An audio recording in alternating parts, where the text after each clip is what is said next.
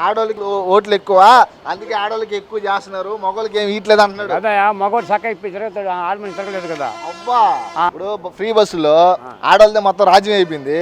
మన మగజాతి సంగతి ఏమంటావు? మగవాళ్ళు కంటే అందరికీ చంద్రబాబు నాయుడు ఆడ తెచ్చిస్తాడు బాబు. అంతేనా? ఇప్పటికీ ఆడవాళ్ళకి ఇచ్చేది ఇంకా మన రాష్ట్రం ఇంకా అప్పుల్లో ఉంది. ఓకే సరే, ఫ్రీగా పెట్టకపోయినా పర్లేదు. రాజధాని కడుతున్నాడు, వేల కోట్లు అవుతుంది. ఓకే ఎన్ని పెట్టేసింది పాపం. ఆయన ఒకరిని గమనించాలి, మగవాళ్ళు గమనించాలి కదా. మగవాళ్ళు గమనించాలి. బాగుంది, నువ్వు చెప్పేది బాగుంది. కానీ బస్సులో ఆడవాళ్ళు మొత్తం ఫుల్ అయిపోయి కొట్టుకుంటున్నారు, మన మగవాళ్ళని ఎక్కని ఇట్లా. దానికి నువ్వేమంటావా? ఇంకో బస్సు వెనక బస్సులో పోవాలా? వెనక బస్సు కానీ అట్టే ఉంది, ఒక బస్సు కాదు. బస్సులు పెంచాలా?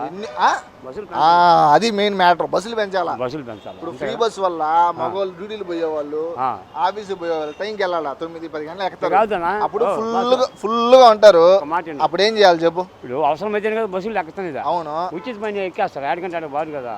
ఎవరు ఎందుకు బాగట్లేదా? ఆడవాళ్ళ ఇప్పుడు అంతకుముందు ఆటో వాళ్ళు మొత్తం ఇప్పుడు ఆటో వాళ్ళు తోలుకుంటా ఉన్నారు. ఇప్పుడు ఫ్రీ బస్సు వల్ల ఒక్క రకట్ల ఆటో మగవాళ్ళే ఎక్కుతున్నారు ఎక్కువ. తీసుకున్నా ఏంది ఆటో వాళ్ళ?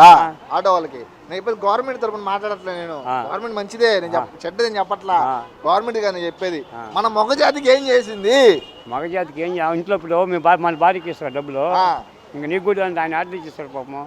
ఓకే, ఇద్దరు సమానంగా చేయొచ్చు కదా. చేయలేము, అట్టి కూడా చేయలేరు పాపం.